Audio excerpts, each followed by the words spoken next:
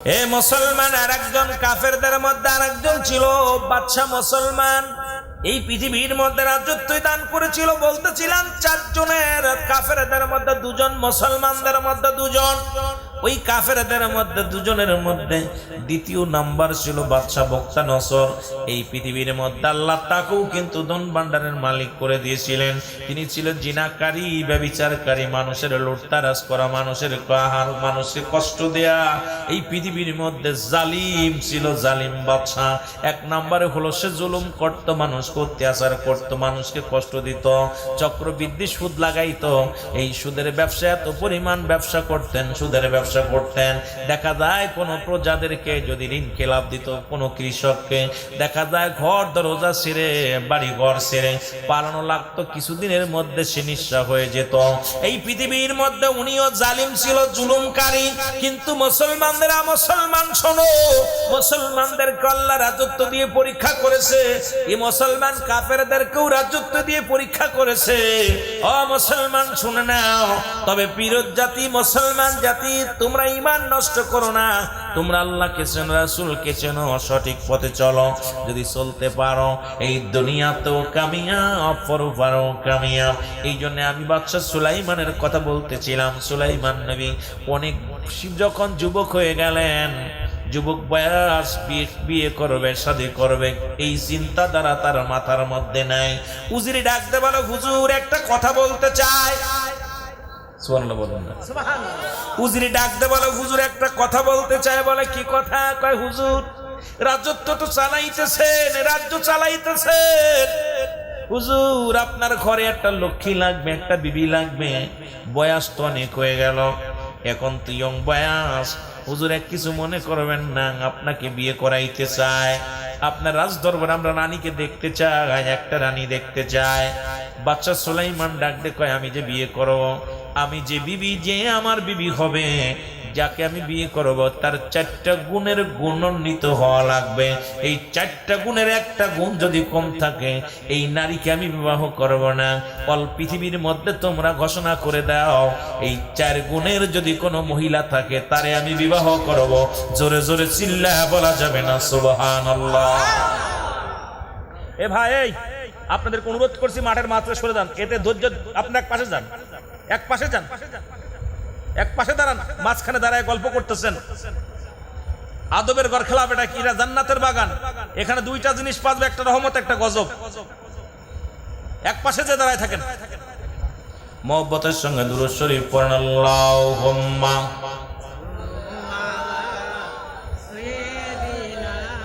রে আজ না হয় কাল তুমি যাইবা কবরে, মরার পরে দেখবে চেয়ে গো তোমার ছবি রইল পড়ে, মরার পরে দেখবা চেয়ে গো। রে আজ না হয় কাল তুমি, আজ না হয় কাল তুমি যাইবা কবরে, মরার পরে দেখবে চেয়ে গো তোমার ছবি রইল পড়ে, মরার পরে দেখবে চেয়ে গো। এরে দাদাই গিয়েছে, বাবাই গিয়েছে, কেউ আসলো না ফিরে। ওরে দাদাই গিয়েছে, বাবাই গিয়েছে, কেউ আসলো না ফিরে। তোমারও তো যাইতে হবে রে বাবাই অন্ধকার কবরে, তোমারও তো যাইতে হবে রে। ঘর করলা, বাড়ি করলা, সবই যাইবাছে রে। ওরে জমি করলা, জায়গা করলা, সবই যাইবাছে রে। তোমারও তো যাইতে হবে রে। কোনদিন আজরাইলা আসিবে, সব সারিয়া যাইতে হবে গো। জোরে বলেন ঠিক কিনা? সব কিছু ফেলাইতে আমার আপনার বিদায়। আপনাদের এখানে যখন আসছি, বাচ্চা আমার বাচ্চার মতো, আর আজকে দাড়ির মধ্যে ফাঁক ধরছে। যদিও দূর থেকে দেখা যায় না, মোজদারি প্রায় মোটামুটি সেরানা ফাঁক, কটা তো হইছেই, পাকও ধরছে। কখন যেন ডাক এসে যায়। এ দুনিয়ার মুসলমান,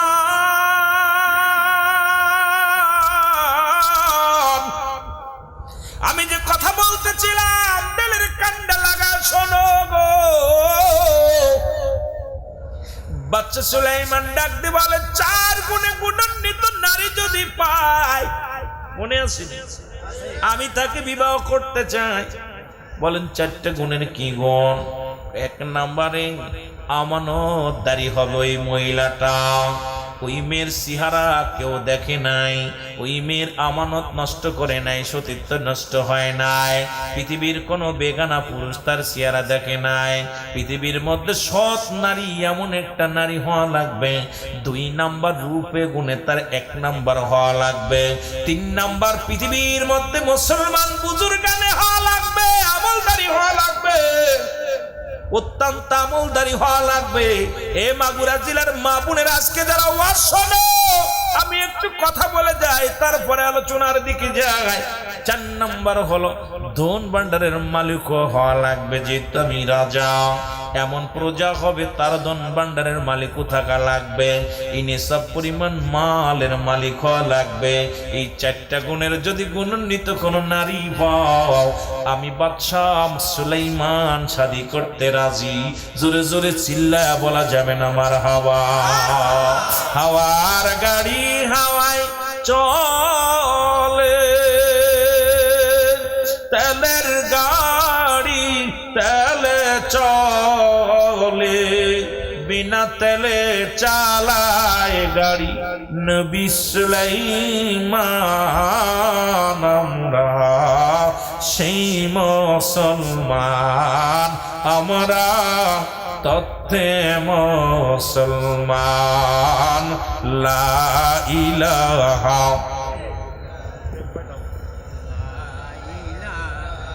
ইল্লাল্লাহ, লা ইলাহা।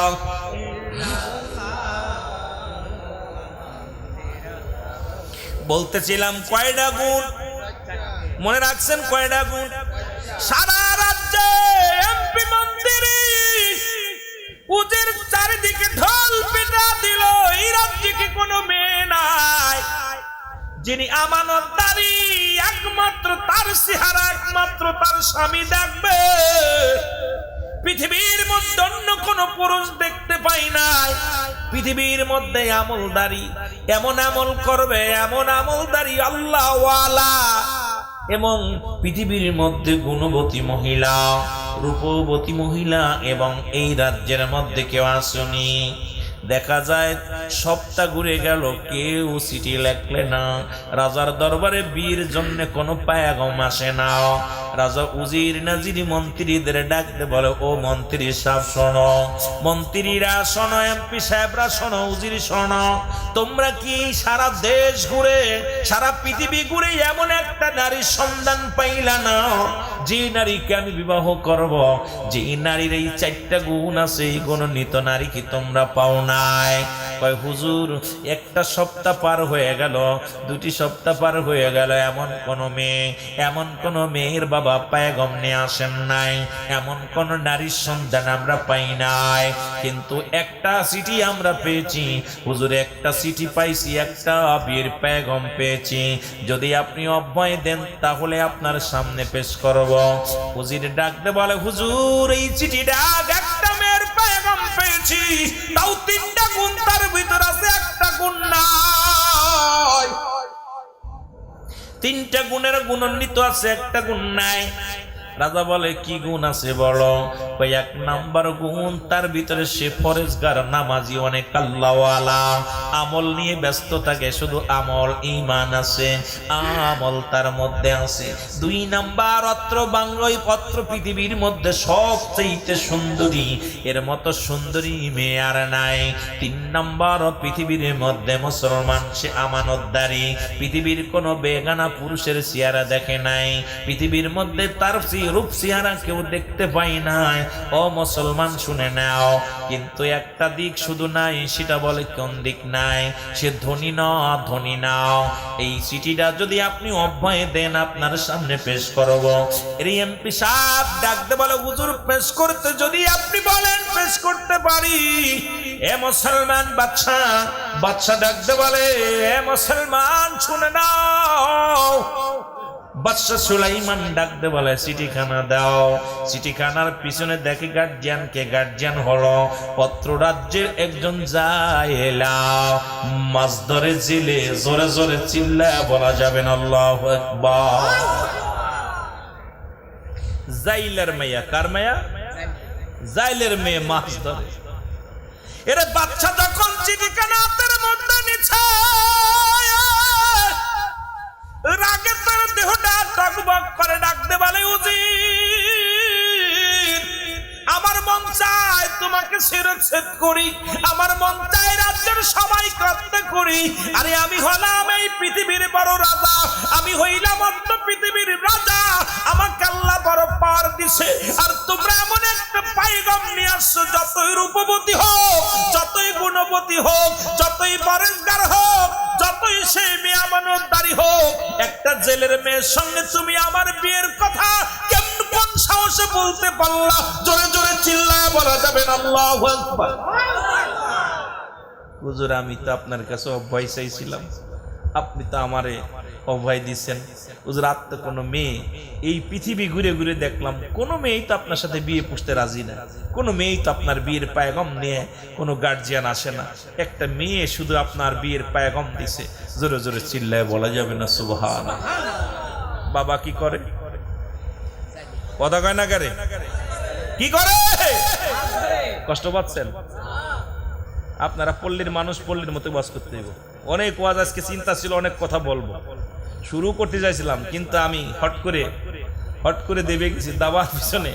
ভাই আসার সময় বারবার বলছে যে এখন যেখানে যে হালাত, যেখানে যে নাও, কি যেন যেখানে যে ভাও সেইভাবে সেই নাও ভাও।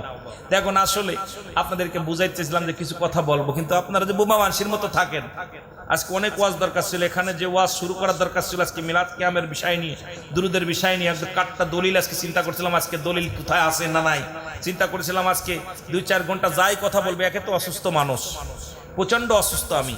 আপনারা দেখছেন, ইতিমধ্যে শুনছেন যে আমি সড়ক বাইক অ্যাক্সিডেন্ট করেছি, আমার হাঁটুর মধ্যে অনেক কাটা, এই অবস্থার পর আসছি, কথা বলতে কষ্ট হচ্ছে। তাই আপনারা ভালোবাসা দিলে মোটামুটি বায়াত আব্দের উঠাইছে, মানে উঠার মতো পরিবেশ নেই, নিজের এলাকা বিলে কথা বলতেছে, একটু বুকে বল আছে, গায়ে বল আছে, শক্তি আছে, মাটির একটা গুণ আছে, জোরে বলেন ঠিক কিনা? এটা আমার মাটি। এই জন্য আপনারা যদি ভালোবাসা দেন তাহলে কিছু কথা বলতে পারবো, নয়তো 12টা তো বাজতেই চললো, 12টার পরে তার মাহফিল রাখা যাবে না। যদি আপনাদের ঘুমের ভাব দেখে আমিও ঘুমাই পড়বো, জোরে বলেন ঠিক কিনা? কষ্ট পাচ্ছেন? কষ্ট পাচ্ছেন? একটু মহব্বতের সঙ্গে দুরূদ শরীফ পড়ুন। আল্লাহুম্মা এ মদিনায় যাইতে পারলাম না, মদিনা দেখতে পারলাম না, মদিনা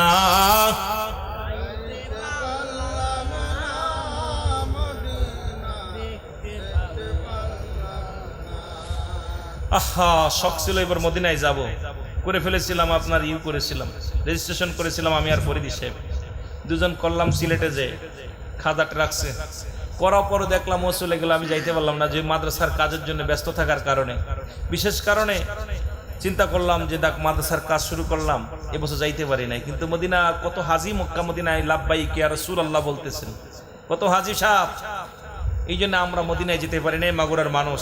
একটু আমার সাথে বলেন, মদিনায় যাইতে পারলাম না, মদিনা দেখতে পারলাম না, মদিনা মদিনা কোথায় আছেন গো মায়ার নবী,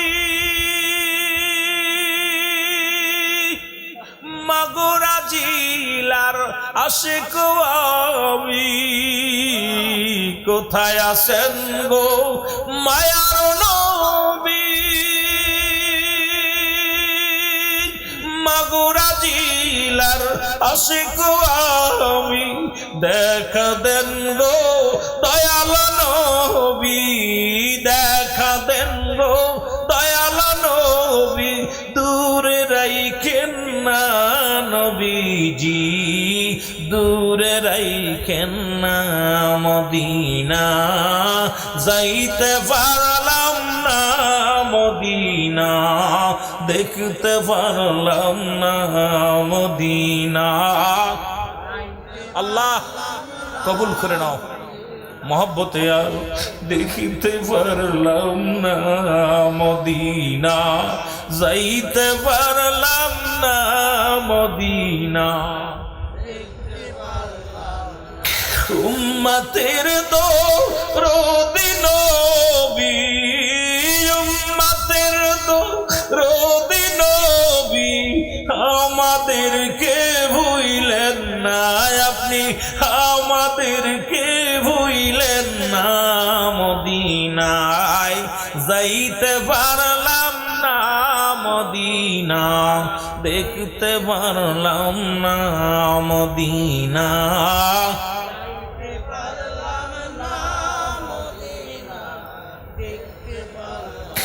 এ দুনিয়ার মুসলমান, যে কথা বলতেছিলাম মদিনার কথা বললে কলিজার ভিতরে ধাক্কা লাগবে। ওই মদিনার মাটি গায়ে লাগলে গুনাহ জড়ে যায়। ওই মদিনার রওজা মুবারকে হাজী ভাইয়েরা হজ করতে গেছে, রাসূলুল্লাহর রওজা মুবারক জিয়ারত করলে মাসুমের মাসুম হয়ে যায়। আল্লাহ মরণের আগে একটা বার আমাদেরকে মদিনায় নিও, একটা বার হাবিবের রওজা জিয়ারত করার সুযোগ দান করে দিও। জোরে জোরে চিল্লায়া বলা যাবে না আল্লাহু আকবার। আমি যে কথা বলতেছিলাম একটু আগায় যায় তারপরে দেখবো। এ মুসলমান, সঙ্গে সঙ্গে সঙ্গে সঙ্গে চিঠিখানা বাদশা মুসলমান শুনে নেন, হাতের মধ্যে নিয়ে টান দিয়া ছিঁড়ে মুখের মধ্যে মেরে দিলেন। চিঠিখানা ছিঁড়া দেখলেন মেয়ের বাবা, মেয়ের বাবার সামনে মেয়ের প্রত্যাখ্যান, বীর প্রত্যাখ্যান। জেলে চোখের পানি ছেড়ে ডাকতে বলে, আল্লাহ, জীবনে বড় শখ ছিল, বড় আশা ছিল একটা আলেম জামাই বানাবো। আল্লাহ, দুনিয়ার কোন সম্পদের পাগল আমি না। আল্লাহ, তুমি আমাকে একটা মেয়ে দান করেছো, কন্যা সন্তান দিয়েছো, বড় আশা ছিল। ও আমার আল্লাহ, আল্লাহ দয়া করে মা করে মালিক, ওই কন্যাটা বিয়ে দিব আমি, এই জামার লগে ওই জামা হবে একজন আল্লাহওয়ালা। গভীর মনোযোগ, বাদশা সুলাইমান উনি হবে একজন বুজুর্গ মানুষ আল্লাহওয়ালা। যদি আমার জামাই হতো, জীবনে আর কিচ্ছু পার ছিল না। জমাজমির পাগল নয়, সম্পদের পাগল নয়। আল্লাহ, একটা মাত্র আমার মেয়ে বড় আমলদারি মেয়ে, আমার মেয়েটা বড় আমানতদারি মেয়ে, আমার মেয়েটা বড় রূপবতী মেয়ে। আল্লাহ, পৃথিবীর মধ্যে আমি রাজত্ব চাই না, ধন ভান্ডার চাই না। আল্লাহ, বাদশা সুলাইমান যদি আমার জামাই হয়, আমার জন্য দোয়া করবে, আমার কবরে শোয়া দোয়া করবে। আমি একটা আলেমের শ্বশুর হব, আমি আল্লাহর আদালতে আমি জবাব দিতে পারবো। পৃথিবীর মধ্যে আর কিচ্ছু চাই না। আল্লাহ, তুমি আমার গরিব বানাইছো, এত তিনটা গুণ থাকা পরও আমার মেয়ের পত্র ছিঁড়ে ফেলেছে। আল্লাহ, তোমার কাছে আমি দাবি করি, আল্লাহ তোমার কাছে আমি চাই, ওই বাদশা সুলাইমানকে তুমি ধনী গরিব বানায়া দাও, না হয় আমাকে তুমি ধনী বানায়া দাও, তবু বাদশা সুলাইমানকে আমার জামাই বানায়া দাও। জোরে জোরে চিল্লায় বলা যাবে না আল্লাহু আকবার। দু একখান লাগাই দিছে আল্লাহ, ওই জামাইটা আমার প্রয়োজন। আল্লাহ ওয়ালা মানুষ, নামাজি ব্যক্তি, ফরজগার ব্যক্তি। আমি তো সম্পদের পাগল না, কারণ আল্লাহ আমাকে একটা মেয়ে দিছে। একটা মেয়ে হলে 8টা জান্নাত পাওয়া যায়, আবার একটা মেয়ে হলে 7টা জাহান্নামও পাওয়া যায়। কথা বুঝেননি? মেয়েরে এরকম মানুষ করতে হইব। আহা, বিশেষ করে একটু মহব্বতের সঙ্গে দুরূদ শরীফ পড়ুন। আল্লাহুম্মা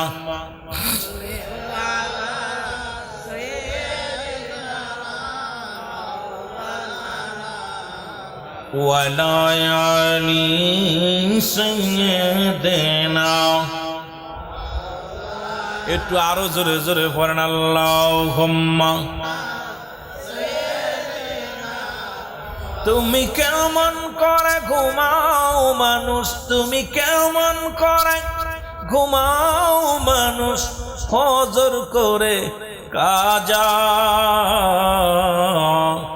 এমন তো হতে পারে জোহরে জানাজা।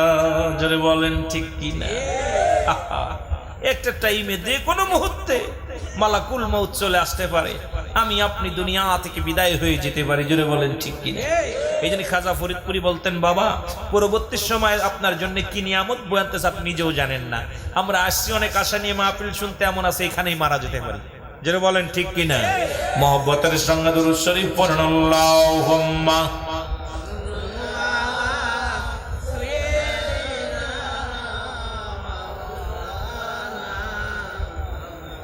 ওয়ালা আলি সাইয়্যিদিনা।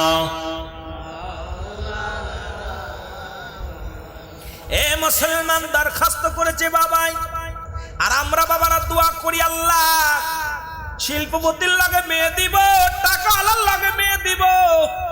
যদি শোনে ছেলে কি করে, কয় মসজিদে ইমামতি করে, কয় চলবে না, 10,000 টাকা বেতন। ঠিক কিনা? কতগণ কতগণ। এখন আলেম বানাইবেন না, নিজ আলেমের সঙ্গে আত্মীয়তা করবেন না। কপাল পুরা কবরে যায় মুগুরের বাড়ি খাবি, তখন বুঝবি আলেমদের কত দাম, আলেমদের কত মর্যাদা। যদি শুনি ইমাম সাহেব উনি কি করে, ইমামতি করে, কয় চলবে না চলবে না। যদি কয় কি কয় মজ্জেনগিরি, কয় চলবে না। যদি কয় কি করে, কয় মৌলানা দাড়ি রাখছে আলেম মানুষ, কয় চলবে না। কয় ডিজিটাল দেশের মডেল মেয়ে আমার, ওই মডেল যদিও মাইয়েগুলো আমার ওই ছেলের লগে জামার লগে মানাইবে না। মুসলমান শুনেন, এখন আমাদের আব্বা মা তো নিজেই তো জাহান্নামে যাবেন। কারণ একটা সন্তান যখন হবে, নিম্নতম যখন বিয়ে দিবে নাকে ছেলের ইন্টারভিউ নেবেন, ওই ছেলেটা নামাজ পানা 5 ওয়াক্ত নামাজ পড়ে কিনা, হালাল রুজি খায় কিনা। 1 নাম্বার ইন্টারভিউ নেবেন, সে জানাজার নামাজ পড়তে পারে কিনা। মুসলমান 2 নাম্বার ইন্টারভিউ নেবেন, পৃথিবীর মধ্যে সে 5 ওয়াক্ত সালাত আদায় করে কিনা। 3 নাম্বার ইন্টারভিউ নেবেন, সে হালাল পথে উপার্জন করে কিনা। 4 নাম্বার ইন্টারভিউ নেবেন, সে পৃথিবীর মধ্যে আমানতদারি কিনা।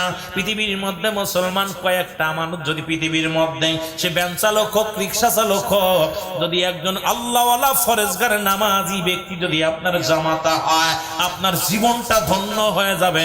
জোরে জোরে চিল্লায়া বলা যাবে না মারহাবা।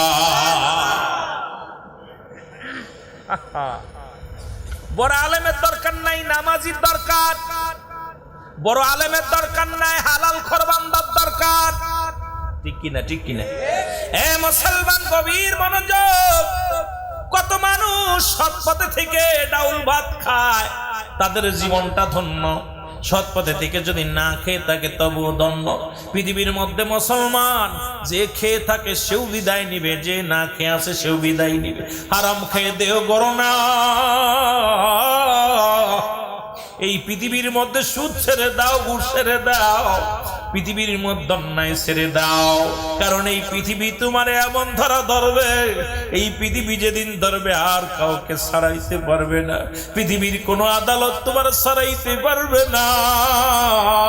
পৃথিবীর কোনো মুসলমান শুনে নাও, পৃথিবীর কোনো মানব নাই তোমার ছাড়াই দিবে।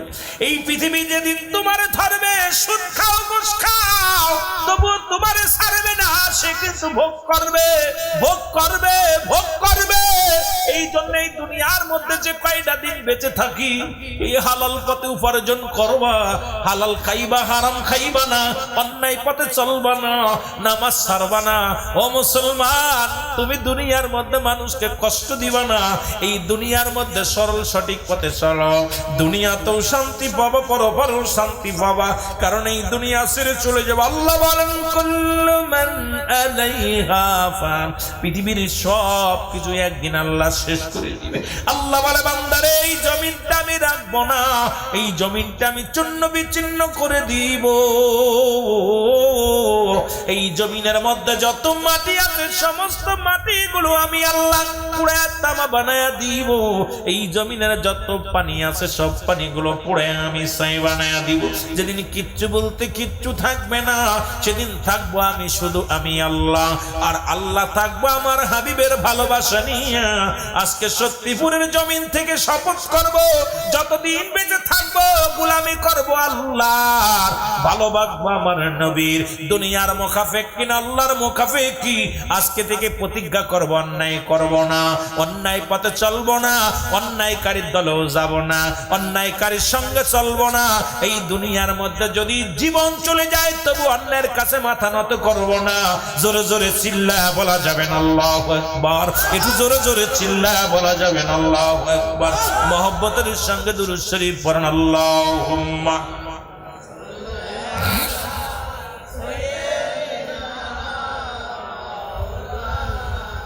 আরো জোরে ওয়ালা আলি সাইয়্যিদিনা। এ মুসলমান গভীর মনোযোগ, দোয়া করলেন। কে করলেন দোয়া? কে করছে? মেয়ের বাপ জাইলা। কে করছে? জাইলা। এই জাইলা দোয়া করছে, আল্লাহ কবুল করে ফেলেছে। আজকের ওয়াজের ইন্নামা আমালু বিন্নিয়াত, একটা মাত্র প্রথম হাদিস খানা থেকে শুরু করছি। নিয়ত গুণে সব বরকত, সুবহানাল্লাহ বলেন না? এটার উপরেই কথা বলতে গেলে দেখা যাক, আসবে আস্তে ধীরে ধীরে। আমার ভাইরা, আমার বন্ধুরা, আমার গভীর মনোযোগ। দিন চলে গেল, সপ্তাহ চলে গেল, মাস চলে গেল। হঠাৎ একদিন রাজা বাদশাহ মুসলমান, শুনে নেন শুনে নেন, উনি কি করলেন? সুলাইমান বাদশাহ জরুরি ভিত্তিতে একটা মিটিং ডাকলেন, কল ডাকলেন। রাজ্যের সমস্ত নেতা কর্মী, উজির নাজির, উজির মন্ত্রী, মিনিস্টার সবাই বসলেন রাজ্যের মধ্যে। হঠাৎ করে বাদশাহর জোরদার চাপ দিলেন, পায়খানার চাপ দিলেন। বাদশাহ ডাকতে বলে, উজির রে, এই নাও। উজির যখন বাথরুমে যেতেন মুজেজার আংটিখানা খুলে রাখতেন, আর আল্লাহ তাআলা যে আংটিখানা দান করেছিল, এই আংটি যখন যার হাতে থাকতো দুনিয়া তার দিকে ঝুঁকে পড়তো, রাজ্যের সবাই তার দিকে ঝুঁকে পড়তো। আংটিখানা খুলে কও, উজির রে, আংটিখানা ধরে রাখো, পাগড়িখানা ধরে রাখো, আমি শুধু যাবো আর আসবো, সবাই মিটিং তোমরা চালু করো, আমি আসতেছি। এইটা দেখতে পাইলেন দুষ্ট জিন। জিন দেখে বাদশাহ সুলাইমান তার হাতের আংটি খুলে ফেলেছে। সুযোগ একটা পাইছি, বাদশাহ সুলাইমানকে আমি সাইজ করে দিব, আজকে রাজ্য সারা করব। সঙ্গে সঙ্গে দুষ্ট জিন উনি বাদশাহ সুলাইমানের রূপ ধারণ করলেন। জোরে জোরে চিল্লায়া বলা যাবে না আল্লাহু আকবার। বাদশাহ সুলাইমানের রূপ ধারণ করে উনি বাথরুমে ঢুকছে, আর উনি এক দড়ি রূপ ধইরা কউদের তাড়াতাড়ি আংটি দে। হুজুর আপনি গেলেন আর আলেন কারে, পয়সা গেছে মিটিং, তাড়াতাড়ি দে, তাড়াতাড়ি দে। আংটিখানা হাতের মধ্যে নেওয়ার সঙ্গে সঙ্গে উজির কয় হুজুর, মন্ত্রী কয় হুজুর, সবাই অনুগত হয়ে গেলেন, দুষ্ট জিনের অনুগত হয়ে গেলেন। জিন কয় তাড়াতাড়ি নিয়ে যা, আমারে তাড়াতাড়ি নিয়ে যা রাজ দরবারে, মিটিং শুরু হয়ে গেছে। পাহারাদারেরা, প্রহরীরা সবাই নিয়ে যে রাজমহলে নিয়ে গেলেন। রাজসিয়ারে বসলেন, বসে কাজ শুরু। সবাই রে বললেন, বাইরা শোনেন, আমি মিটিং শুরু করার আগে একটা জরুরি কথা বলবো আপনাদেরকে নিয়ে। আমার রাজ্যে আমার মতো সিহারাওয়ালা একজন বাদশাহ আগমন করেছে, একটা মানুষ। উনি আপনাদের কাছে এসে বলবে, আমি বাদশাহ সুলাইমান। উনি বলবে, এই রাজ্যের মালিক আমি তোমাদের প্রধান। খবরদার খবরদার, এই ধোঁকাবাজির ধোঁকায় পড়বেন না। এই বাদশার কিন্তু চেহারা ছবি আমার মতো দেখতে শুনতে, তার কথাবার্তা কিন্তু আমার মতো, চলাচলতে সব আমার মতো। আপনাদের অনুরোধ করতে, যদি ওই ধোঁকার মধ্যে পড়ে যান, এই আপনার রাজ্যের সবাই ক্ষতিগ্রস্ত হয়ে যাবেন। আর দেখা মাত্রই তাকে বন্দী করবেন। আল্লাহু আকবার বলো। দেখা মাত্রই তারে বন্দী করবা, বন্দী করে আমার দরবারে নিয়ে আসবা, আমি তার বিচার করব। এই কথাটা তাড়াতাড়ি বলার জন্য আমি আপনাদের কাছে মিটিং ডেকেছি। এই মুসলমান ওদিকে আসল বাদশাহ সুলাইমান, উনি যখন ভিতর থেকে বাইর হইয়া আসিয়া ডাক দিয়ে কয়, উজির রে, তাড়াতাড়ি আংটিখানা দাও, সময় একটু বেশি হয়ে গেছে। কয় হুজুর পাগলামি করেননি, কে আপনি? আমি তো তোমাদের মন্ত্রী। কি বলেন? এই মাত্র আমাদের মন্ত্রী তো রাজসভা পরিচালনা শুরু করেছে। আপনি কি বলেন? আপনি তো আমাদের মন্ত্রী না। কয় একটু আগে আমাদের মন্ত্রী চলে গেছেন।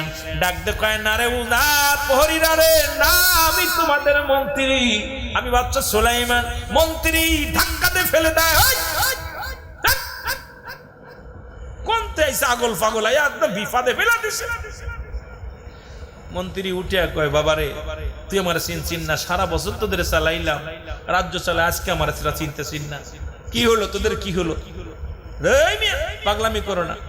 ওদিকে ওই ঠেলা ঠেলি দেখা দুষ্ট জিন বলতেছে, এই সবাই প্রস্তুতি থাকো, সেই ভণ্ড মনে হয় এসে গেছে, ওকে ধরে নিয়ে আসো আমার কাছে, ধরে নিয়ে আসো। সুলাইমান বাদশাকে ধরে নিয়ে যাওয়া হলো, ওনাকে ধরে নিয়ে যাওয়া হলো, রাজ্যের ভিতরে নিয়ে যাওয়া হলো। উনি যা দেখে আমার চেহারা যা, উনার চেহারাও তাই, রাজদরবারে রাজ সিংহাসনে বসে আছে।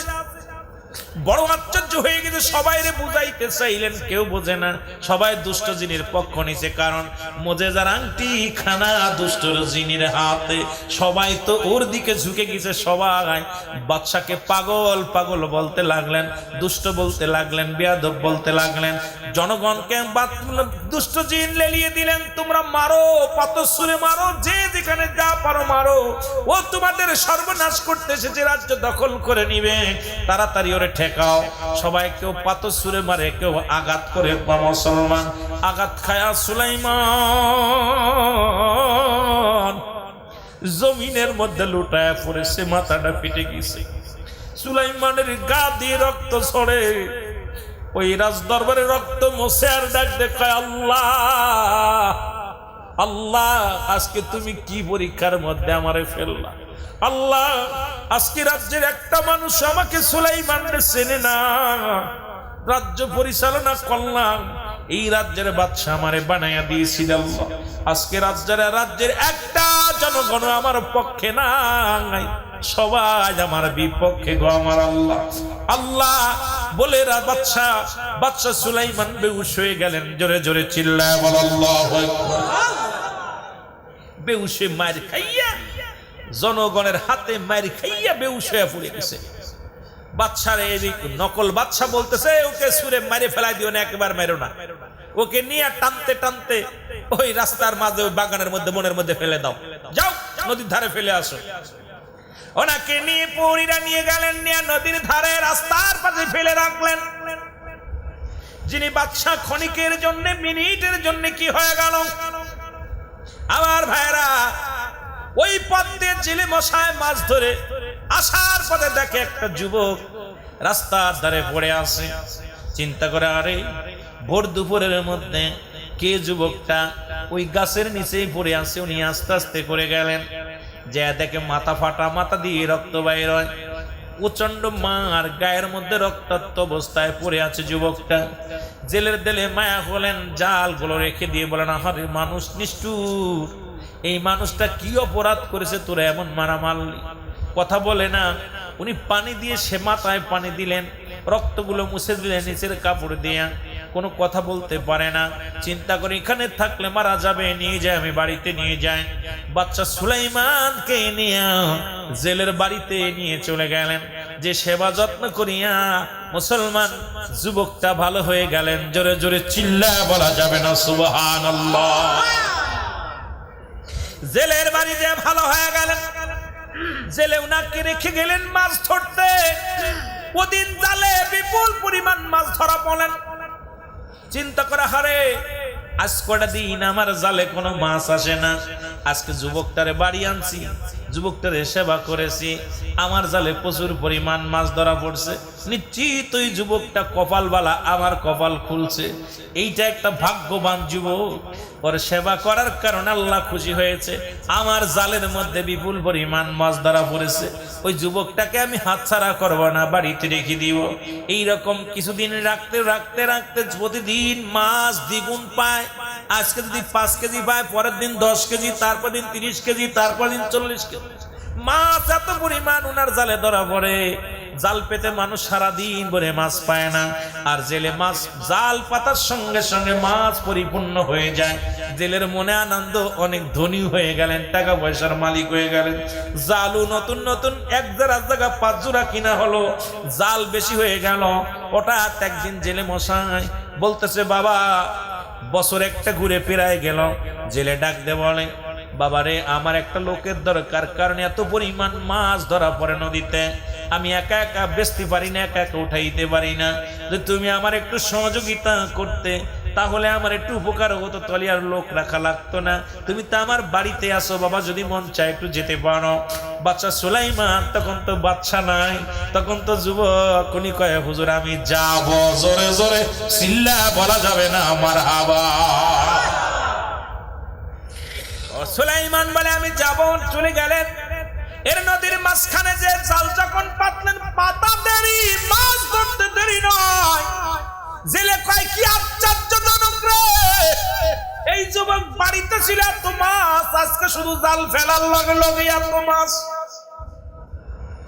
বিপুল পরিমাণ মাছ পাইয়া জালের মনে আরে আনন্দ। যুবক রে, তুই কে রে? তুই এত ভাগ্যবান যুবক, তুই আমার বাড়িতে আসা পর খালি বরকত, খালি বরকত। কি অবস্থা! মাছ ধরে এনে বিক্রি করে রাত্রি হয়ে গেল। সুলাইমান আলাইহিস সালাম ডাক দিয়ে বলে, চাচাজি একটা কথা বলবো। আমি 1 বছর আপনার বাড়িতে, কয় বছর? কথা বলেন, কয় বছর? 1 বছর আপনার বাড়িতে। এখন আমার বিদায় দেন, আমি চলে যাব, আর আমারে ঠেকায় রাখেন না। আমি চলে যাই। কয় বাবা তোমার বাড়ি কোথায়? বলে আমি জানি না। কোথায় যাবা? কয় জানি না। তবে আমি আপনার বাড়িতে আর থাকবো না, 1টা বছর পার হয়ে গেছে, আমারে আপনি বিদায় দেন। বলতেছে বাবা তোমারে বিদায় দিব, তুমি আমার জন্য একটা বরকত। বাবা তুমি যেদিন আমার বাড়িতে আসছো সেদিন থেকে আমার ভাগ্য পরিবর্তন হয়ে গেছে, আমার কপাল খুলে গেছে। বাবা তুমি যেহেতু চলে যাবা, তোমারে ঠেকাও রাখা যাবে না। তবে যাবার আগে আমি তোমার একটা কথা বলতে চাই। বাবা যদি রাজি থাকো তাহলে বলবো। বলে কি বলতে চান? কয় বাবা বলো, আমার বাড়িতে কয়জন আমরা মানুষ থাকি বলো? কয় হুজুর আপনার বাড়িতে থাকি আমরা 3 জন। কয় কেডা কেডা? কয় চাচি আম্মা, আপনি আর আমি, মোট 3 জন। জোরে জোরে চিল্লা বলা যাবে না সুবহানাল্লাহ। কয়জন? কয়জন? 3 জন থাকি। জেলে কয় না বাবা 3 জন নয়, আমরা 4 জন। কয়জন? কয়জন? আমরা 4 জন। সুলাইমান কয় না, আপনার বাড়িতে 3 জন, আমি 1টা বছর আছি, 1টা বছরের মধ্যে দেখি 3 জন। বাবা বলো কে কে? বলে আপনি, আমি আর চাচি আম্মা। কয় না রে বাবা, আর একটা লোক আছে, তিনি আমার একটা কন্যা সন্তান, যুবতী একটা কন্যা সন্তান বাড়ির মধ্যে আছে। যুবক বলে হুজুর আপনি কি বললেন? 1টা বছর আপনার বাড়িতে আছে, আজ পর্যন্ত কাশের শব্দ পাইলাম না, আজ পর্যন্ত তার চেহারা দেখলাম না। আর আমাদের এলাকার মধ্যে কোনো জায়গিরি থাকলে 3 মাসের পরেই দেখা যায় মেয়ে নিয়ে হাত ধরে বেগে যায়, মাস পরে না ছাত্রীর হাত ধরে নিয়ে যায়। আরে অবস্থা, আরে অবস্থা। কারণ ওই যে বিয়াহে পানা মেয়েটা বারবার মাথার কাপড় ফেলে, গায়ের কাপড় ফেলে বারবার আসে জায়গিরির সামনে। জায়গিরি পরানে তুইয়া ওরে তাকায় দেখতে দেখতে অঙ্ক ভুলে যায়, ইংলিশ ভুলে যায়। আজকে সমাজ নষ্ট হতে চলছে শুধু পর্দার অবক্ষয়ের জন্য। আজকে একটা বাড়ির মধ্যে পর্দা নাই, যে বাড়িতে চাই যুবতী দিয়া আলেমদের খেদমত করায়, যুবতী দিয়া আজকে সমাজটাকে নষ্ট করতে চায়। আজকে মৌলভী সাহেব ইমামতি করে, মেয়ের কায়দে হুজুরের খাবার দে, ইমাম সাহেব আইছে খাবার দে। ইমাম সাহেব খাবারের দিক তাকানোর আগে আগে দেখে মেয়ের দিকে তাকাইয়া। আজকে জাতি শেষ, সমাজ শেষ। জোরে জোরে চিল্লায় বলা যাবে না, ঠিক কি না? রাগ করেন? কষ্ট পাচ্ছেন? আহা, সমাজ শেষ। 1 বছর আছে ঘরের ভিতরে, মেয়ে দেখে নাই, একটা মেয়ের কাপড় দেখে নাই। কয় কাশি দিয়া 3 জন মানুষ মাত্র একটা ঘরে, একটা বাড়ির ভিতরে 4 জন মানুষ, তার একটা মানুষ দেখে নাই। যুবক ডাকতে বলে চাচাজি আপনি কি বলেন? যদি আপনার বাড়ি এই যুবতী থাকবে, একদিন তো ডাকবো, কোনদিন তো তার গলার আওয়াজ শুনি নাই, কোনদিন তার গলার আওয়াজ আমি শুনি নাই, কোনদিন তার কাপড়গুলো তো কোনদিন বাইরে দেখি নাই। আর আমাদের মেয়েদের কাপড়গুলো রাস্তায় নেড়ে দিই, মেয়ের কাপড় রঙিন, মেয়ের কাপড় হলুদ, মেয়ের কাপড় বাজান রে আকাশি রঙের। যুবক ছেলে যায়, কয় বাড়ি যুবতী মেয়ে আছে, মেয়েটার কাপড় যেহেতু লাল, মেয়েটা নিশ্চিত সুন্দর, মেয়েটার কাপড় যেহেতু কালা, মেয়েটা দেখতে মনে হয় ভালা, মেয়েটার কাপড় যেহেতু হলুদ, মেয়েটা দেখতে তার চাইতে ভালা। আজকে আমার জাতি নষ্ট, সমাজ নষ্ট। আজকে পর্দা নাই, পর্দা নাই, পর্দা নাই। পর্দার ওয়াজ করলেই কষ্ট, সমাজ নষ্ট। জোরে জোরে চিল্লা বলা যাবে না, ঠিক কি না? আর তু জোরে জোরে চিল্লায় বলো ঠিক কিনা। আমি মা চাচিদের বইলা যায়, এ মা চাচির একটু লজ্জাপতির পাতা কাপড়গুলো ভিতরে নাই রো, তোমার কাপড়গুলো যেন বিগানা পুরুষে না দেখে, কাপড়গুলো ধুইয়া তুমি আড়ালে নাইরা দাও যেন বেগানা পুরুষের সামনে পড়ে না। রুহুল আমিন সিদ্দিকের বউ কেমনে যদিও সরাসরি না দেখছে, ওই কাপড়ের পর আইডিয়া করে এই কাপড়টার রং এইটা, এটা তাহলে এই মেয়েটা হবে এইরকম। আজকে কাপড়ের পর আইডিয়া করা পর জিনা হয়, আজকে সমাজ জাতি নষ্ট হয়, এই কথাগুলো বলার মতো আলেম নাই। আজকে জাতি নষ্ট হয়ে যায়, সমাজ নষ্ট হয়ে যায়, বাড়ি নষ্ট হয়ে যায়। আইরে মুসলমান কদিন থাকবো দুনিয়ায়, এই দুনিয়ার মায়া ছেড়ে চলে যেতে হবে। এই দুনিয়া থাকার জায়গা না, চিরদিনের জন্য থাকার জায়গা না। আমি যুবকদের বইলা যাই, তুমি ওদিকে খেয়াল বন্ধ করো, শুধু মেয়েদের বললে না, তুমিও তোমার বোনের কাপড় চিন্তা করো, তোমার মায়ের কাপড় চিন্তা করো। ওই মনটা নরম করো, মনটার ভিতর থেকে দূর করে দাও শয়তান, ওই মাস্টার ইবলিসকে দূর করে দাও। দূর করবা কেমনে? নামাজ তো পড়ো না। দূর করবা কেমনে? তুমি রোজা রাখো না। দূর করবা কেমনে? তুমি টাকা দাও না। দূর করবা কেমনে? তুমি মোবাইলের নেকেটপনা দেখা বন্ধ করো নাই। তুমি দূর করবা কেমনে? তুমি বান্ধবীর হাত ধরা বন্ধ করো নাই। দূর করবা কেমনে? তোমার চরিত্র পরিবর্তন হয় নাই। দূর করবা কেমনে? তোমার আখলাক পরিবর্তন হয় নাই। দূর করবা কেমনে? তোমার চরিত্র পরিবর্তন হয় নাই। তুমি দূর করবা কেমনে? তোমার ভালো একটা বন্ধু বান্ধব পাও নাই। দূর করবা কেমনে? তুমি কোরআনের সাথে কোনো সম্পর্ক নাই। দূর করবা কেমনে? তোমার হাদিসের সাথে সম্পর্ক নাই। দূর করবা কেমনে? তুমি আলেমদের সাথে সম্পর্ক নাই। দূর করবা কেমনে? তোমার এই পৃথিবীর মধ্যে শুধু জালিমদের সঙ্গে তোমার সম্পর্ক। আজকে জাতি নষ্ট হয়ে যায়, সমাজ নষ্ট হয়ে যায়। এর জন্য কিয়ামতের ময়দানে জবাব দিতে হবে রে মুসলমান। বাঁচা সম্ভব নয়, বাঁচা সম্ভব নয়। মরণের পেয়ালা পান করতে হবে, এর মধ্যে কোনো সন্দেহ নাই। জোরে জোরে চিল্লায় বলেন ঠিক কিনা। আহা, কোথায় যায় কোথায় যায় আর কি করি। এই জামানায় আলেম হইয়া বড় বিপদে আছি। এখনো ঘর ঠিক করতে পারি নাই, পর আপনাদের কি ঠিক করব? বাড়ি ঠিক করতে পারি নাই, ঘর ঠিক করতে পারি নাই, সমাজ ঠিক করতে পারি নাই। জেলার মানুষ কি বলবো? আমারও কিয়ামতের ময়দানে জবাব দিতে হবে, যেহেতু এই জেলার মানুষ আমি। বেশি একই থানার মানুষ, একই থানার মানুষ। আমার বাড়ি মাগুরা পাইকেল, আপনাদের বাড়ি মাগুরা সত্যিপুর, একই থানার ভিতরে সদরের মধ্যে। সুতরাং জবাব বাসার মতো পথ নাই। যদিও আইসি অনেকদিন পরে, বড় কষ্ট। আর যদি কথা বলি, বালা কথা কইলে খুব মজা লাগে। যদি পক্ষে যায় তাহলে বালা, আর একটু কড়া কইলে কয় রুহুল আমিন সাহেব এখন আর সেরকম নাই রে, আমাদের ঝাড়ছে। আরে যুবক, তোর মতো যুবক আমিও ছিলাম। আমিও পারতাম দাড়ি চাচতে, আমিও পারতাম ফ্যান শার্ট পরতে, আমিও চাইতে হয়তো সিয়ারা তো সেইটা একটু খারাপ, তো আমিও মন চাইলে সিগারেট টানতে পারতাম, আমিও মন চাইলে মহিলাদের হাত ধরে টানতে পারতাম, আমিও মন চাইলে ফ্যান শার্ট লাগায় ঘুরতে পারতাম। কেন ঘুরি নাই? কারণ যখনই দেখছি বুদ্ধি হয়েছে যে আমার মরা লাগবে। আহা, কত যুবক আল্লাহ ঘুরাইছে, ঠিক আছে। আমি এই যে একটা কথা বলছি না, আজকে সমাজ, আজকে জাতি সবাই পারতো। এই যে আমার কলিজার টুকরা সন্তান, ছোট্টবেলা থেকে যদি আমি শিক্ষা না দিই, ওকে যদি প্রশিক্ষণ না দিই, ও যখন বড় হয়ে যাবে পাপ করলে ওর পাপ ওর ঘাড়ে যাবে। আর ও যখন, আমি যদি প্রশিক্ষণ না দিই, ও যখন পাপ করবে ওই পাপের ভাগ আমার ভাগ্যে এসে যাবে। আর প্রশিক্ষণ যখন দিব, ও পাপ করলে ওর কাছেই থাকবে, কারণ ও জবাব দিতে পারবে আল্লাহর কাছে।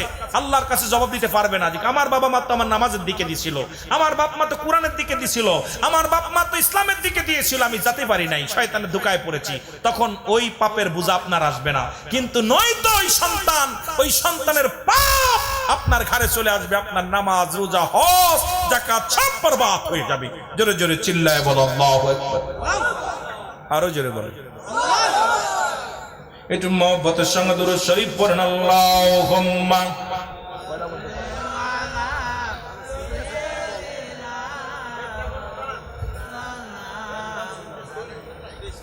ওয়ালা আলি সাইয়্যিদিনা। আরো জোরে বলেন আল্লাহুম্মা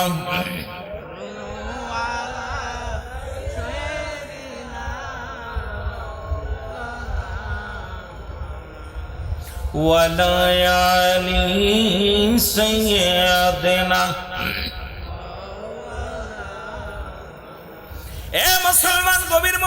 কথা বলতেছিলাম, গভীর মনোযোগ।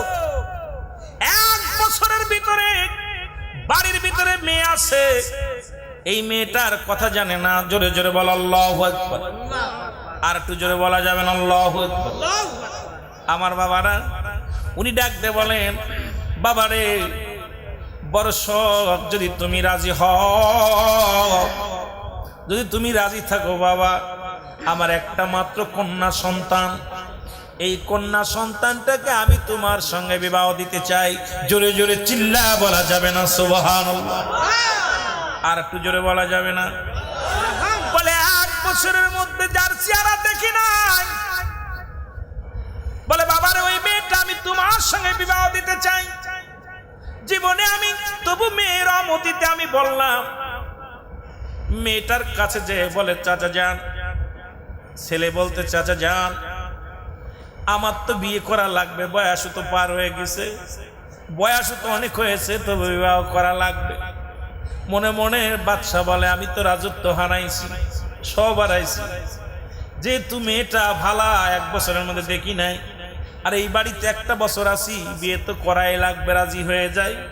বলে চাচা আমি রাজি, তবে মেয়েটার গুণাগুণ কি? গুণাগুণ বলে বাবা গো, আমার মেয়ে 1 নম্বর হলো আমানতদারি।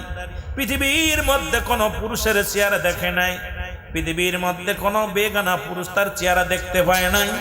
পৃথিবীর মধ্যে আমলদারি। আমার মেয়েটা রোজা রাখে, আমার মেয়েটা নামাজ আদায় করে, আমার মেয়েটা আল্লাহ জিকিরে। মানুষ যখন ঘুমায়া যায়, যখন মানুষগুলো ঘুমায়া যায়, আমার ওই মাসুম বাচ্চা মেয়েটা রাত জেগে জেগে মাওলার দরবারে ফরিয়াদ করে, কান্দে, চোখের পানিগুলো জমিনের মধ্যে ফেলে দেয়। ও মুসলমান, আমার বাবারা গভীর মনোযোগ। আমার বাবার নাম্বার 3, আমার মেয়েটা গুণবতী, আমার মেয়েটা রূপবতী, সব ঠিক আছে বাবা। আমার মেয়ের এত সুন্দর রূপ, আমার মন বলে এই রাজ্যের মধ্যে এত রূপবতী মেয়ে আর কারণ নাই। তবে বাবা আমি একটা গরিব, শুধু আমি জেলে এই জায়গাটুকু মাসি। বাবা বলে কি বলতে চান? বাবা বড় শখ ছিল এই রাজ্যের রাজা সুলাইমান বাদশার সঙ্গে আমি মেয়েটা বিবাহ দিব। আমার মেয়েটাও বড় আমার বলেছিল, ডাকতে বলেছিল, বাবা সুলাইমান বাদশা যদি আমার স্বামী হয়, ওই নামাজি ব্যক্তি আল্লাহওয়ালা যদি আমার স্বামী হয়, বাবা আমি রাজি। আমার মেয়েটা বড় আশা করে পত্র লিখেছিল, ওই পত্রটা আমার সামনে সুলাইমান বাদশা যখন টানতে ছিঁড়ে ফেলেছিল, তখন আমার কলিজাটা ছিঁড়ে গিয়েছিল। আমিও মনে করেছিলাম জীবনের মেয়েটার বিয়ের কথা বলবো না, তবু বাবা হয়ে না বলে পারছি না। আমি বাবা হয়ে, বাবা তোমার আমার পছন্দ হয়েছে, তুমি আমলদারি, যদি আমার মেয়েটা যদি রাজি হয়, তাহলে আমার মেয়ের সঙ্গে তোমার বিবাহ দিব, যদি তুমি রাজি থাকো। জোরে জোরে চিল্লা বলা যাবে না আল্লাহু আকবার। হ্যাঁ মুসলমান বাবারা শুনে নাও, আজকে কি করে তোমরা বুঝবা? আগেতে আমরা মেহমানখানায় কোনো বাড়িতে গেলে আগে খুঁজতাম জায়নামাজ আর ওযুর পানি। কি খুঁজতাম? বলতাম চাচা আগে জায়নামাজটা দেন, বিআই সাহেব জায়নামাজটা দেন, বিএন সাহেব জায়নামাজটা দেন। ঠিকই না? ঠিকই না? আর এখন খুঁজি বাড়িতে যায়, ওয়াইফাই আসেনি, জোরে গণ ঠিক কিনা? নেট আসেনি, নেট আসেনি, কতক্ষণ চার্জার আসেনি, কারণ মোবাইলের চার্জ শেষ। এই মোবাইলে চার্জ দিতে আবার সারা রাত ভরে নেটের মধ্যে আমরা দেখবো। আগের মানুষগুলো বাড়িতে যায় নামাজের জায়গা খুঁজতো, আর এখন খুঁজি নেট আসেনি, ইন্টারনেট আসেনি। আমার জাতিগুলো শেষ। আজকে যত ডিজিটাল হচ্ছে ততই সমাজ শেষ হয়ে, ধরে বলেন ঠিক কিনা? এ মুসলমান শুনে নাও, শুনে নাও, মোবাইলের যখন চার্জ ফুরায় যাবে, মোবাইল চলবে না, তুমি নামাজ ছাড়া কোনোদিন তুমি জান্নাতে যেতে পারবা না। এই মোবাইলের যত এটি উদাহরণ কি দিব, তুমি মোবাইল যেমন চার্জ ফুরা গেলে, চার্জ যদি ফুরা যায়, তোমার মোবাইল চালানো সম্ভব না, নেট চালানো সম্ভব না। এই পাপের রাজ্য নিয়ে তুমি কবরে গেলে জান্নাত পাবা না। এই নামাজ ছাড়া জান্নাতে যাওয়া সম্ভব হবে না। জোরে বলো ঠিক কিনা? আর একটু জোরে জোরে চিল্লায়া বলেন ঠিক কিনা? আমি একটা জিনিস জরিপ করতেছি আজ কয়দিন ধরে। আমরা আলেম ওলামাও আজ কয়েকদিন 2 দিন 3 দিন মাহফিল করতেছি, তা আমার সাথে এক সফর সঙ্গী আছে, উনিও আমিও জানে যাই কই ভাই ওয়াইফাই আছে নাকি।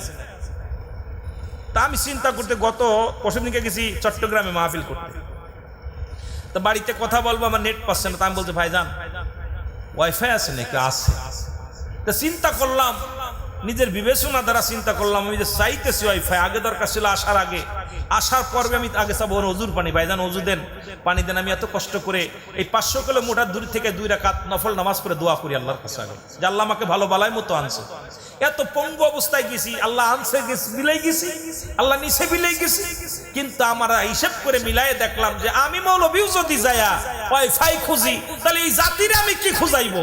এই জাতিও জানে যায় সেই জায়গায় আগে যায় মেহমান বাড়ি যায় নামাজও খোঁজে না, মসজিদও খোঁজে না, পশ্চিমও খোঁজে না, খালি খোঁজে ওয়াইফাই আর হলো মোবাইলের চার্জার। জোরে বলেন ঠিক কিনা? কথা কয় না কেন? কথা কয় না? বুড়ো চাষা দাড়িগুলো পেকে গেছে, সেও কয় বাবারে ওয়াইফাই আছে না, চালু করে দাও না, তোমার শাশির লোকে কথা কই, কথা কই না।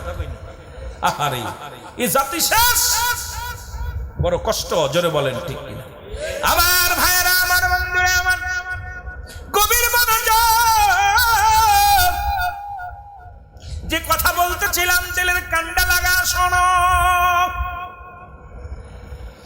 মেয়েটার কাছে যা বললেন, মারে আমাদের বাড়িতে যে 1 বছর একটা ছেলে আছে, ওই ছেলেটার সঙ্গে তোমার বিবাহ দিতে চাই। তুমি কি মেয়েটারে? বাবা তুমি মাকে দেখছো নি? বাবা গো কি বলতে চান আপনি? আমার জীবন কেটে যদি যায় বেগানা পুরুষ দেখবিটা ভাবতে পারি নাই, জীবনে কল্পনা করেছিলাম বাবা গো আপনি চেয়েছিলেন একটা আলেম জামাই, আমিও স্বপ্নে দেখেছিলাম বাচ্চা সুলাইমানের সঙ্গে যদি বিয়ে হয়, খলিফা বাচ্চা সুলাইমান একজন নামাজি ব্যক্তি, আল্লাহওয়ালা ব্যক্তি, এই বুজুর্গানে ব্যক্তির লগে যদি বিয়ে হয় এই দুনিয়ার মধ্যে আমি আমল করতে পারবো ভালা, স্বামীর খেদমত করতে পারবো ভালা, আল্লাহর গোলামি করতে পারবো আমি ভালা। এই নিয়ে ছিল বড় আশা। সেই বাচ্চা সুলাইমান আমারে বিয়ে করে নাই গরিব হওয়ার কারণে বাবা, এখন আপনি যার লাগে বিবাহ দিবেন আমি তার লাগেই রাজি। জোরে জোরে চিল্লা বলা যাবে না সুবহানাল্লাহ। মেয়েটাকে এত ধার্মিক, বাবা গো আমি তো কখনো কথার প্রতিবাদ করি না, আপনি যার লগে বিয়ে দেন। এখন আমাদের মেয়েদের বললে বাবা বিয়ে দিচ্ছ ওই আনফিট ছেলে, ও কিছু চলবে আমার লগে চলবে কিনা? ও তো ফিট না। কয় কেন? ও তো দাঁড় বিড়ি খায় না। কয় ও তো আনফিট। কয় কেন? কয় ও ফিট হবে কেমনে? ও তো ফ্যান শার্ট পরতে পারে না। ও যে চলবে জুতা পরবে, ইন করবে, জিন্সের প্যান্ট পরবে, শার্ট গায়ে দিবে, বিড়ি টানবে, দাঁড়ায় প্রস্তাব করবো, দাঁড়ায় ইস্যু না দিলে ওইটা জামাই মানায় না। নাউজুবিল্লাহ বলেন না? আরো জোরে বলেন নাউজুবিল্লাহ। যদি কয় জামার মুখে দাঁড়িয়ে আছে, কয় বাবা এটা চলবো না, বুড়া। কথা কইতে নি রে বা? আমি কই বাজান তোদের পায়ে ধরে বলে যায় বিয়ের দরকার নাই, দাঁড়িয়ে আছিস না। তোদের পায়ে ধরে বলে যায় দরকার নাই বিয়ে, দাঁড়িয়ে আছিস না। রাসূলের সুন্নাতকে আঘাত দিস না। আমার নবীরে ভালোবাস, আমার নবীরে ভালোবাস। আমি কথা দিতেছি, ওয়াদা করতেছি, আমি আল্লাহর কাছে বলতেছি, আল্লাহ যেন কবুল করে। দেখবি দাঁড়িয়ে রাখলে ইজ্জত বাড়বে, সুন্দরী বউ পাবি। বিশ্বাস না হয় রেখে দেখ, বিশ্বাস না হয় রেখে দেখ, ইজ্জত বাড়বে, সম্মান বাড়বে। সুবহানাল্লাহ বলেন না? আরো জোরে বলেন, আরো জোরে। কারণ তোমরা দাঁড়িয়ে রাখলে দাউস মেয়েগুলো তোমাদেরকে পছন্দ করবে না, কারণ সে থেকে বাঁচতে পারবা, একজন আল্লাহওয়ালা মেয়ে পাবা, নামাজি ব্যক্তি। কারণ দাউস ওরা যারা ফ্যান শার্ট পরে বেগানা পুরুষের সঙ্গে ঘষাঘষি করে বেড়ায়, এরা কোনোদিনও তোমাদেরকে চয়েস করবে না। সুতরাং আল্লাহ তোমাদের বাঁচাইবে। জোরে বলেন ঠিক কিনা? আল্লাহ তোমাদেরকে বাঁচাইবে। আমার ভাইয়েরা, আমার বন্ধুরা, আমার বিবাহ হয়ে গেল, অনেক লম্বা ইতিহাস বলতে গেলে সময় লাগবে। বিবাহ হয়ে গেল, বিবাহ হয়ে গেল, দিনের বেলা বিবাহ হয়ে গেল। বিকেল বেলা যাইলে বলে বাবা ও যুবক বাবা চলো যাই নদীতে যাই, আজকে তোমাদের বিয়ে হলো। আমি মনে মনে নিয়ত করেছি যেহেতু আমি জেলে মানুষ, আজকে নদীতে যে বড় মাছটা বাঁচবে এই বড় মাছটা তোমাদের রাত্রে খাওয়াইবো, হানিমন করবো, তোমাদেরকে দুজনে করাইবো। বাবা চলো জায়গায় চলে গেলেন, শ্বশুরের সঙ্গে মাছ ধরতে চলে গেলেন। বউ রেখে চলে গেলেন। ইমান মুসলমান জাল যখনই পাচ্ছে, এদিকে মুসলমান হযরত সুলাইমান আলাইহিস সালাম নদীতে গেলেন। নদীতে যা যখন দাঁড়ায় আছে, একটা ভালো জিন দেখে সুলাইমান নবী নদীর মধ্যে। সুলাইমান নবীকে নদীর মধ্যে দেখে জিন পাগল হয়ে গেছেন। নবী সুলাইমান, বাচ্চা সুলাইমান কেন আনে? সুলাইমান কেন এখানে? সে থাকবে রাজদরবারে, আমি দেখে এলাম রাজদরবারে, এখন এত দূরে আসলো কেমন করে? নদীর মধ্যে কি করে দেখে আসি। সুলাইমান কি আসলটা না নকল? দৌড়ায়া যায় দেখে সুলাইমানকে এই দিকে দৌড়ায়া চলে গেলেন ভালো জিনটা। যায় দেখে রাজ সিংহাসনে দুষ্ট জিন বসে আছে, আর পাশের লোকজনের সব চোখের পানি ছেড়ে কাঁদতেছে। লোকজনের জিগায়, ভাই কি হয়েছে? ভাই একটা বছরও পার হয়ে গেল, আমাদের বাচ্চা সুলাইমান রাজ্যের কোনো খোঁজ খবর নেয় না, শুধু রাজদরবারে বসে আনন্দ ফুর্তি করে, ঘোরাঘুরি করে। রাজ্যের মানুষগুলো অনাহারে আছে, রাজ্যের মানুষগুলো বড় কষ্টে আছে, কোনো দুঃখী মানুষের পাশে দাঁড়ায় না। উনি এত পরিবর্তন হয়ে গেল, আমাদের কিছু বুঝি আসে না, আমাদের কোনো কথাই শোনে না।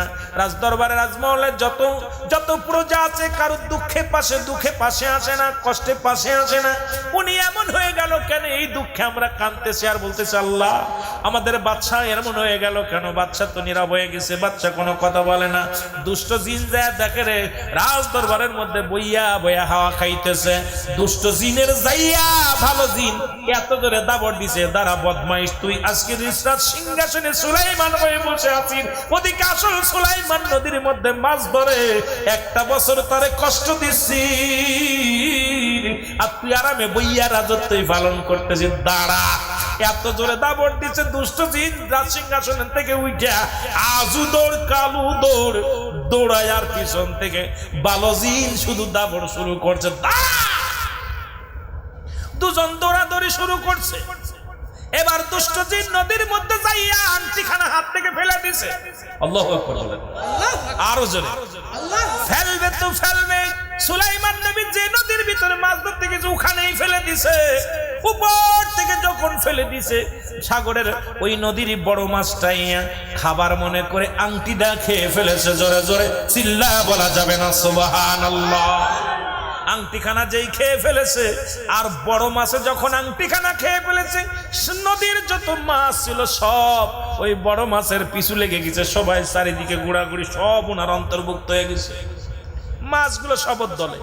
এখন ছোট বড় মাছ যা ছিল সব ঝাঁকে ওই জায়গা সুলাইমান নবী জাল পাচ্ছে, আর এই সব মাছ আইয়া জালের মধ্যে একটা গেছে। সুবহানাল্লাহ বলেন। বাদবে তো বাদবে, আংটি যে খাইছে এ মাছটাও বাঁচছে, আর ওই মাছটা সবচেয়ে বড় মাছ। সুবহানাল্লাহ বলেন। যাই মাছ দুই শ্বশুর জামাই মাছ উঠাইয়া দেখে আজকে জাল আর উঠাইতে পারছেন, এত পরিমাণ মাছ ধরছে। উঠাইয়া মাছ দেখে মাছ জাকা হইরে নিয়ে বিক্রি করছে। বড় মাছটা শ্বশুরে বলতেছে, বাবা আমি যাইলাম মানুষ, জীবনে এত বড় মাছ পাই নাই, আজকে তোমার বিয়ে হয়েছে, তুমি আমার কপাল খুলছে, এই মাছটা আজকে আমায় তোমারে আমার মেয়েরে আমি প্রাণ ভরে খাওয়াইবো, এটা আমি বিক্রি করব না, এটা আমি বাড়ি নিব, বাড়ি নিয়ে এই মাছটারে কাইটা বালা কইরা রান্না কইরা তুমি খাবে, তোমার শাশুড়ি খাবে, তোমার ওয়াইফ খাবে, আমি খাবো, সবাই বাগযোগ করে খাবো। জোরে বলেন না সুবহানাল্লাহ। জামাই কাব্বা এত বড় মাছটা বিক্রি কর না বাবা, এইটা আমি নিয়ত করছি আজকে নদীতে যা বড় মাছ যেটা পাবো এটা তোমাদেরকে খাওয়াইবো। বাড়ি আইনা মাছ দিয়া মেয়েরে কয়, মা এই মাছটা কোটো, একটু কুটে দাও, তোমার আম্মারে সাহায্য করো, আর এই মাছটা দিয়া রাত্রে রান্না হবে, আজকে তোমাদের বাসর। সুবহানাল্লাহ বলেন না। আজকে তোমাদের বাসর রাত, জীবনে কোনোদিন কোনো পুরুষ দেখো নাই, আজকে তোমার নতুন পুরুষের কাজ যাবা। মাগো আমিও আল্লাহর কাছে বলেছিলাম, আল্লাহ তাআলা আমার যাক সুলাইমানের কথা মনে করো না বাবা, সে তো তোমার বিয়ে করে নাই, আজকে তার চাইতে কোনো অংশে কম পাই নাই, আমার একটা বালা জামাই পাইছি, আল্লাহওয়ালা জামাই পাইছি। তা আজকের মাছটা যেহেতু এর বরকত আছে, হাত দিয়া মাছটা ধরছে, এই মাছটারে ভালো কইরা রান্না করে দাও। মেয়েটা বিসমিল্লাহ বইলা মাছটার নিয়ে বডির মধ্যে কুটতে গেছে, কুটতে যেই গলা কাটছে ভিতর থেকে আংটি বাইরে গেছে। জোরে বলেন না সুবহানাল্লাহ। আংটিখানা হাতের মধ্যে নিয়ে দেখে, আরে এত সুন্দর আংটি রে, যাক আমিও গরিব মানুষ, জেলার মেয়ে, আমি আংটিটা আমার স্বামীর উপহার দিব বাসর ঘরে। জোরে বলেন না সুবহানাল্লাহ। ভালো করে মুইসা টুইসা রাইখা দিছে কোমরে, কথা বুঝেননি? রাত তো শেষ হয়ে যাচ্ছে, তাড়াতাড়ি শেষ করতে হইব। এখন এইটা আমার জামাইরে দিলে জামাই বড় খুশি হবে। সুবহানাল্লাহ কন না কেন? আর একটু জোরে কইবেন, নাচতে কইবেন। আংটি কানা তুইয়া দিছে রাত্রে বাসর ঘরে। এখন আর আংটি যার যার কাছ থাকবে সেই তো মজেজা দেখাইবে, তার প্রতি পাগল। এখন ঘরের ভিতরে যায় সুলাইমান পাগল হয়ে গেছে বিবির জন্য। বিবির কাছে যায় কয়, বিবি বিবি সালাম দিয়ে কয়, আসসালামু আলাইকুম বিবি। বিবি কয়, বিবি রে, আমি তোমার কাছে একটা জিনিস জানতে চাই, সর্বপ্রথম বলো। কয় কি? কয় আমি জানতে চাই তোমারে কি, তুমি কি আমার বিবাহের আগে কোনো পুরুষের সঙ্গে প্রেম টেম করছেন? ভালোবাসাটা ছিল নাকি জানতে চাইতেছে। সুলাইমান নবী যখন বলতেছেন, সুলাইমান পয়গম্বর, বিবি বলতেছে, স্বামী হ্যাঁ আমি একটা প্রেম করেছিলাম। সুবহানাল্লাহ বলেন না, আরো জোরে। হ্যাঁ আমি একজনকে মন দিয়েছিলাম, একজনকে মনে প্রাণে ভালোবেসেছিলাম, একজনকে ভালোবেসেছিলাম, তিনি আর কেউ নয়। শোনেন স্বামী, যেহেতু আপনি আমারে বলেছেন আপনার কাছে লুকাবো না, জীবনে প্রতিজ্ঞা করেছিলাম তাকে ছাড়া আর বিয়ে করবো না, জীবনে প্রতিজ্ঞা করেছিলাম তাকে ছাড়া আর সঙ্গী কাউকে বানাবো না। স্বামী ডাক দিয়ে বলে, বিবিরে, সেই সৌভাগ্যবান ব্যক্তিকে, ভাগ্যবান ব্যক্তিকে? তাই স্বামীরে, আপনি আমার স্বামী, আপনার কাছে আমি বলতেছি শোনেন, এই রাজ্যের যিনি প্রধান বাদশা সুলাইমান, তার সঙ্গে স্ত্রী একজন যখন চেয়েছিল, 4টা গুণের গুণান্বিত একটা নারী চেয়েছিল, তখন আমি একটা চিঠি লিখেছিলাম, কারণ আমি আল্লাহর পাগল, আমি একমাত্র মাওলার পাগল, মাওলার পাগল ছাড়া কিচ্ছু বুঝি না। সুলাইমানকে বিয়ে করতে চেয়েছিলাম শুধু আল্লাহকে পাওয়ার জন্য। ওই তিনি 4টা গুণের গুণান্বিত নারী চেয়েছিল। নাম্বার 1, সে চেয়েছিল আমানতদারি কোন মহিলা। আমি এমনই আমানতদারি, কোনদিন আমানত খেয়ানত করি না, আমানতদারি মহিলা। 2 নাম্বার আমলদারি, আমি কোন আমল কাজা করি না, আমি আল্লাহর ইবাদত বন্দেগীর মধ্যে মশগুল থাকি। 3 নাম্বার রূপবতী, পৃথিবীর মধ্যে আমার ধারণা আমার রাজ্যের, এই রাজ্যের মধ্যে আমার মতো এত রূপবতী মহিলার কেউ নাই। 4 নাম্বার চেয়েছিল সে ধনী, একটু ধন সম্পদের মালিক, কিন্তু আমার আব্বা জেলে থাকার কারণে সুলাইমান পয়গম্বর বীর পয়গম্বর প্রত্যাখ্যান করেছে। ওদিন আমার কলিজার মধ্যে লেগেছে, ওদিন আমি দোয়া করেছিলাম, আল্লাহ হয় সুলাইমান নবীরে আমার মামার বাবার মতো গরিব বানায় দাও, না হয় তুমি আমার বাবারে সুলাইমানের মতো রাজত্ব দিয়ে দাও। ওদিন আমার আল্লাহ যেহেতু এত বড় দোয়া করেছিলাম, ওই দোয়াটা আজ কবুল হইছে কি জানি না, তবে আজকে আমার ওই কথার মনে করতে চাই না। আপনি আমার স্বামী, আমি আপনার বিবি, আপনি আমার সুলাইমান। আজকে ওই সুলাইমানের প্রয়োজন নাই, আপনি আমার সুলাইমান, আপনাকেই আমি স্বামী বলে গ্রহণ করেছি। জোরে জোরে চিল্লায়া বলা যাবে না সুবহানাল্লাহ? আর একটু জোরে জোরে চিল্লায়া বলা যাবে না আল্লাহু আকবার? সুলাইমান নবী একটা মিষ্টি হাসি দিছে, ওনার তো স্মৃতি সব বেঁচে উঠছে, সব ওই স্মৃতি আমি ছিড়ছিলাম, আর তুমি যে প্রত্যেককে দোয়া করেছিলে সব তো বেঁচে উঠছে। সুলাইমান পয়গম্বর বসে আছে, বিবি ডাক দেখায়, ও স্বামী, আমার বাবা একটা জেলে মানুষ, গরিব মানুষ, দেওয়ার মতো কিচ্ছু নাই, আপনাকে কি দিবে? দেওয়ার মতো কিচ্ছু নাই। স্বামী রে, আমি আপনাকে একটা আংটি উপহার দিতে চাই। স্বামী কি করলেন? স্বামী হাতটা বাড়াইয়া দিলেন, বিবি ভিতর থেকে টান দিয়া আংটি কানা খুলে নিয়ে সুলাইমান পয়গম্বরের হাতে যখন দিছে, সঙ্গে সঙ্গে সুলাইমান আবার সেই পুরনো রাজ্য ফিরে পেয়েছে। জোরে জোরে চিল্লায়া বলা যাবে না সুবহানাল্লাহ? আরো জোরে বলে ডাকতে বলে, বিবি রে, এই 1 বছর আমার মাওলা কষ্ট দিয়েছে, তোমার এই চিঠি প্রত্যাখ্যান করার কারণে, অহংকার করার কারণে, তোমাকে রে আমাকে অবহেলা করার কারণে রে বিবি। ওদিন যদি তোমার বাবারে গরিব বলে আমি এই চিঠিটা প্রত্যাখ্যান না করতাম, ওদিন যদি আমি তোমাকে ছোট বাপ না ভাবতাম, ওদিন তোমারে কষ্ট দেওয়ার কারণে, তোমার বাবারে কষ্ট দেওয়ার কারণে আমার আল্লাহ 1 বছর আমারে কষ্ট দিছে, 1 বছর আমারে যে তোমাদের ঘরে রাখছে। বিবি রে, তুমি আসল জায়গা চিনেছো, নকল নয়। তুমি যার জন্য পাগল, তুমি যার প্রেমে পাগল, আমি তোমার নকল সুলাইমান নয়, আমি তোমার আসল সুলাইমান। জোরে জোরে চিল্লায়া বলা যাবে না সুবহানাল্লাহ? প্রেমনলে জ্বলে মরি, প্রেমনলে ও হে রব্বানা,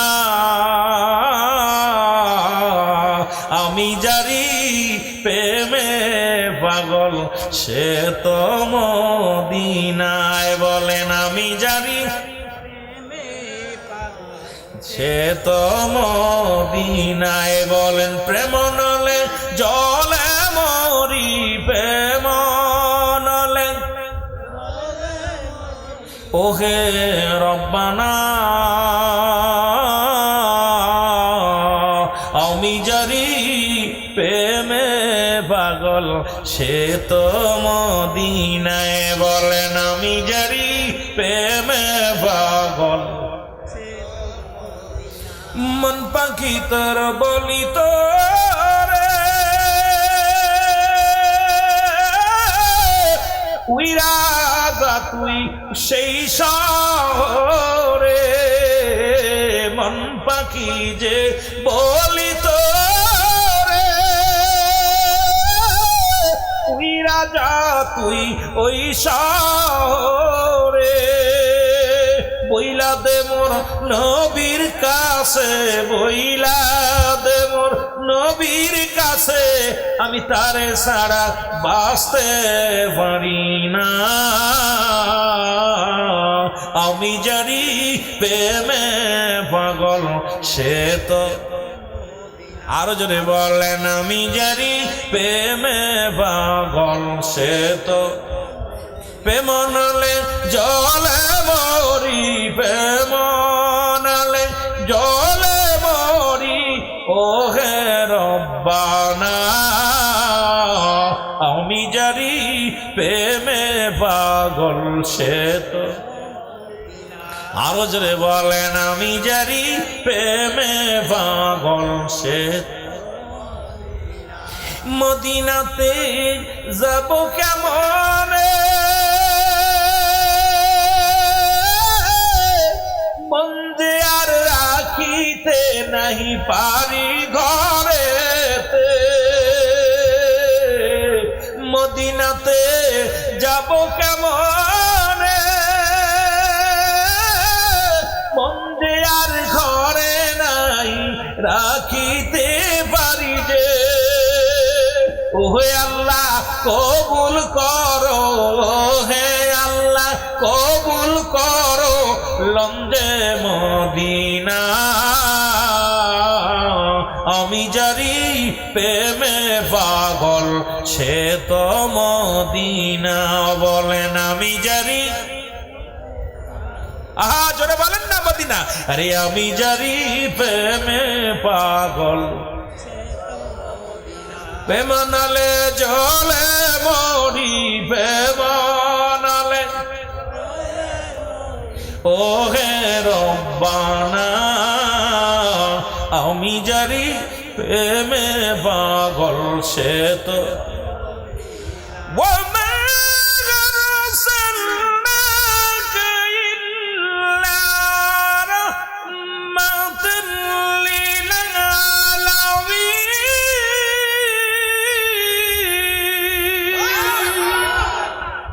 নবীগো তামাম পৃথিবীর রহমত যেহেতু আপনাকে দিছে, আপনি রহমতের ভান্ডার, আপনি হলেন রাহমাতাল লিল আলামিন, আল্লাহ হলেন রব্বুল আলামিন। এই জন্য নিয়ত গুণে সব, যে যে নিয়ত করবে নিয়তের গুণে আল্লাহ সেটা কবুল করবে। জোরে বলেন ঠিক কিনা, আরো জোরে বলেন ঠিক কিনা। আমরা নিয়ত করতে চাই বালাটা মন্দ না, যে কোন একটা বালা নিয়ত করতে চাই কি চাই না? জোরে বলেন চাই কি চাই না? একটু মহব্বতের সঙ্গে দুরূদ শরীফ পড়েন আল্লাহুম্মা ছোট বোন কই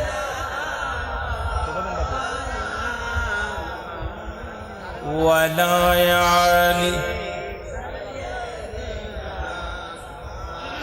এসেছেন যত নবী সকলের ইমাম, সালাম তোমায় গো নবী হাজার সালাম নবী।